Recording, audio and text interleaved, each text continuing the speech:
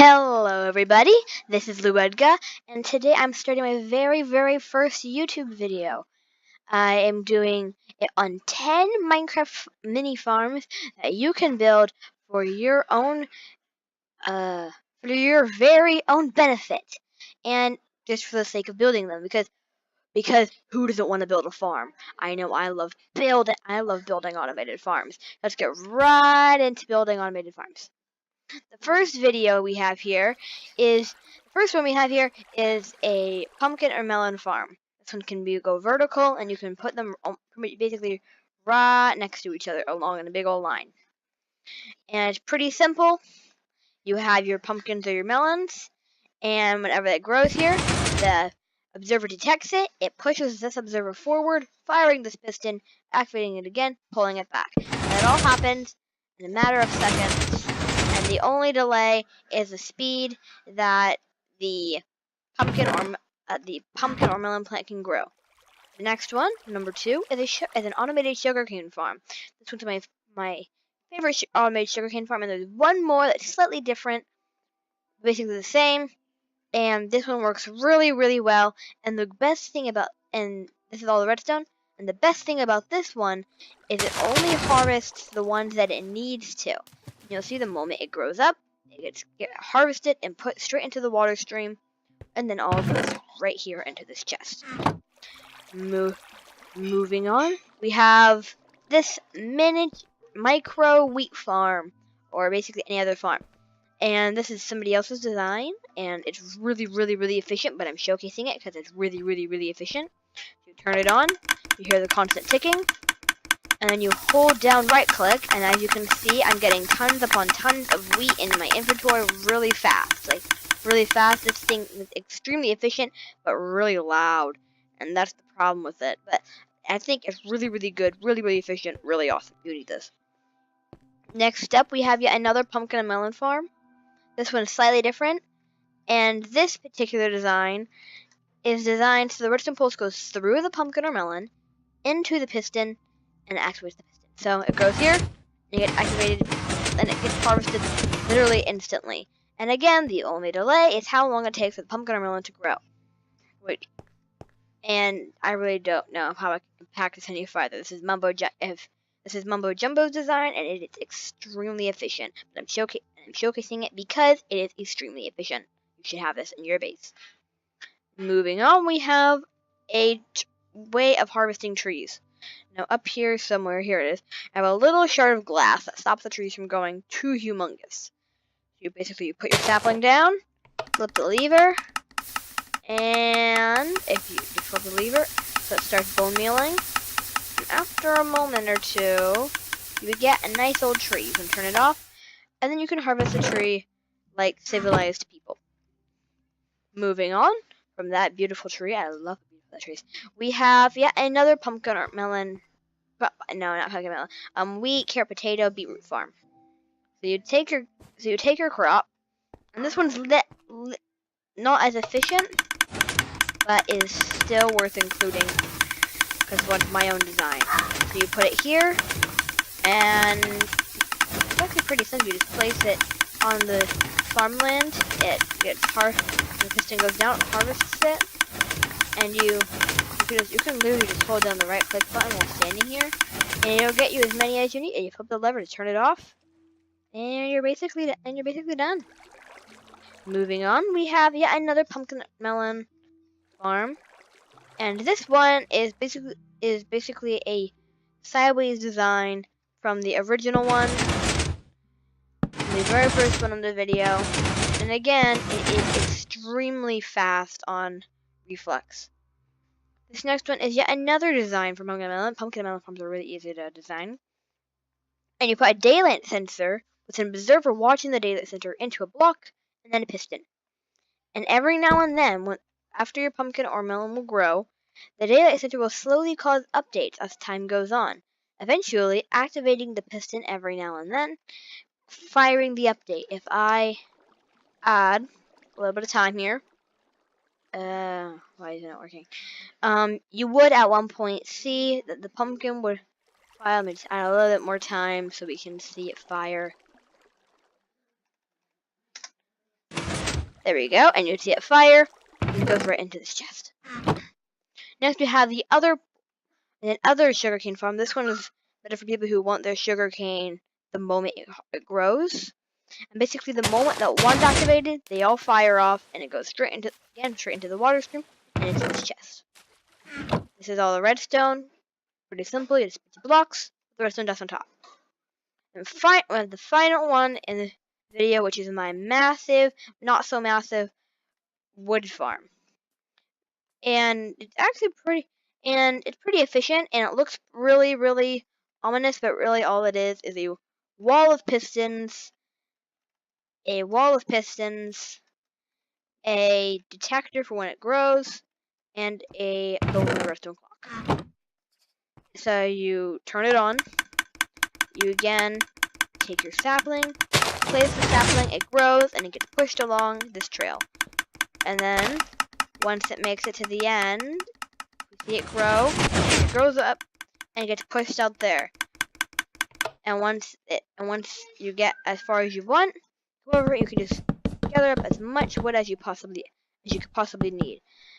I think that all these are actually really good designs, and that you should try to use it, maybe just like one or two of them, especially if you're beginning in redstone. And I will quickly go over the redstone for each one. It's all pretty simple, but it's really, really simple, and I'm excited to show you. Now, for those of you who don't want to see the rest of the tutorial, don't keep watching. But if you do, keep watching. So the redstone for this one's pretty simple. You have your plant with your grass. You didn't see anything. Plant, your grass, your piston, your hopper. You have the observer facing into this piston, which is a sticky piston. With another observer right here, with a line of redstone running right into here. So whenever a block is placed, that happens. Works really, really well. This next one is my favorite sugarcane design, like I said before. So you have your sand and your water, your pistons, your observers, and right along the back you have blocks and redstone dust just right along the side of the back of the blocks, activating the piston every single time that the sugarcane grows. Next up, we have this one, which is really, really simple. Really, you just have a trail of redstone going on top of every single piston. You have these redstone torches out in the back. So whenever you flip the lever down, it keeps the redstone on, keeping all these babies off. But the moment it flips up, it uses the burnout torches, and they all flicker like crazy, making sure that the system will infinitely stay going. And when you flip it again, it goes back to normal. Pretty simple. We have this one, which is simply, you have your hoppers right here, with your repeater on top. Your repeater is activated by either a lever or redstone block or whatever. You have a piece of redstone dust right here, which goes into a block with the piston, and you have your plant right about here with your water. And whenever it grows, it gets harvested right away. Now that was really bad luck.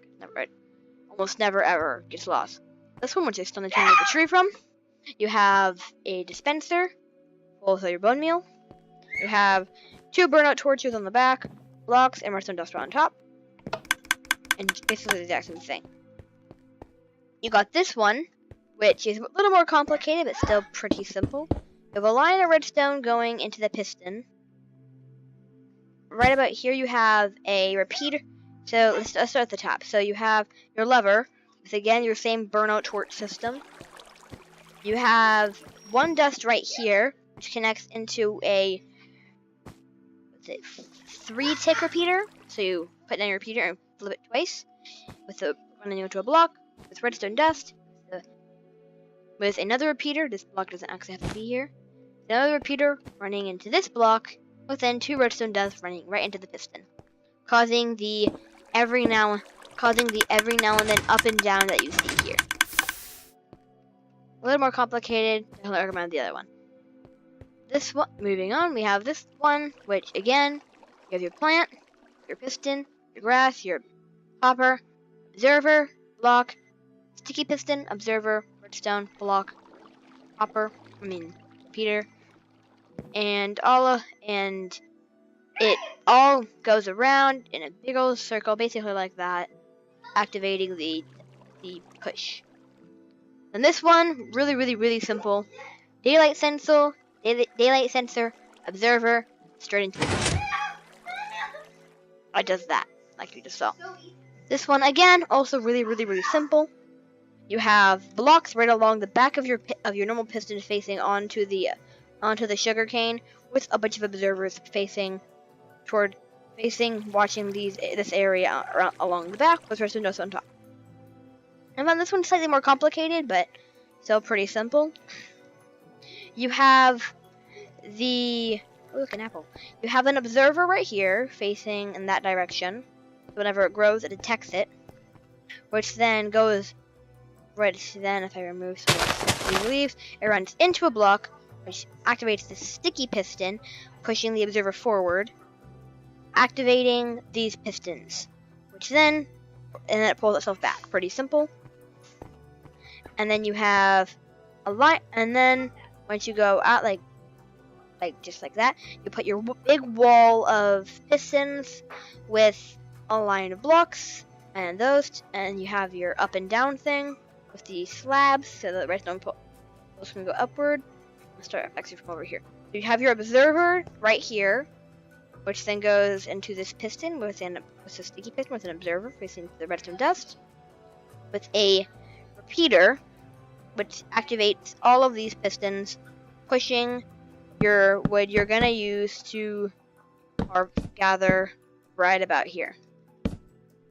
Works pretty simple, really well, really efficient, and is really useful. Oh, and then you also have your dispenser facing onto the grass block, with your comparator clock out the back, running straight into that dispenser. I've added in a bone meal input system, so it doesn't run out of bone meal very fast. And this lever just sends it has a trail of redstone going straight into this comparator. So that pretty much concludes today. That pretty much is everything that I have. And if you're wondering about that random glass block, that's where I have something. It's a command block to make sure that it stays daytime, but so that one works. Don't know why I said that.